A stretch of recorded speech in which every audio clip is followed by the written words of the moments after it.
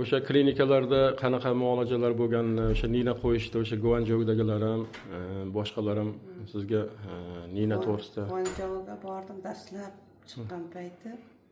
Ular aytdiki, biz 100 tarafga qo'ya olmaymiz nina. Faqatgina oyog'ingizga, belingizga qo'yamiz. Mening oyog'im, belim bezovta qilmaydi. Undan keyin ular menga giyoh ichishni tavsiya qildi. Giyohlardan hech foyda qilmaganligimni bilaman, chunki juda ko'p giyohlar ichib ko'rdim. Shundan keyin ular aytdiki, men bo'ldi u yerda davolanishdan qaytib chiqib ketgandan keyin davolanishdan bosh tortdi bemor deb yozib berdi menga. Shundan bordimda Tashmida yotdim.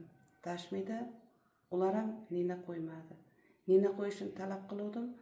Agar dedi biz 100 tarafimizga qo'ysak, nervlaringizga tegib ketsak, boshqa bir kasallarimiz chiqarib og'zingizni qiyshaytirib qo'yishimiz mumkin yoki yuzingizda o'zgarish bo'ladi deb yuzlarimga umuman teginishdan qo'rqdi. Faqatgina oddiy osmokal bilan 10 kun davolandim. Bir kunda 8 talab qo'ydi osmokalni, lekin hech qanday foydasi bo'lmadi. Abidgacha 4 ta, abiddan keyin 4 ta qo'yardi. Kuchaytiradigan eng kuchli ukollarni qo'yapmiz, lekin hech qanday natija bo'lmadi. Shu Xorazmga ham bordim deganda. Qoraqalpog'istonga bordim. Bu yerdan ham hech qanday foyda topmadim. Bu yerda ayni karantin boshlanib qoldi-da, 8 kun turib, 10 kun turishimiz kerak edi. 8 kundan keyin yo'llar yopiladi, transportlar to'xtatiladi degandan keyin qaytib keldik. Lekin hech qanday foyda qilmadi bu yerda. Bu yerda ham foyda qilmadi. Shundan faqat qidirib telefonda, Instagramda sizni nomeringizni topdim.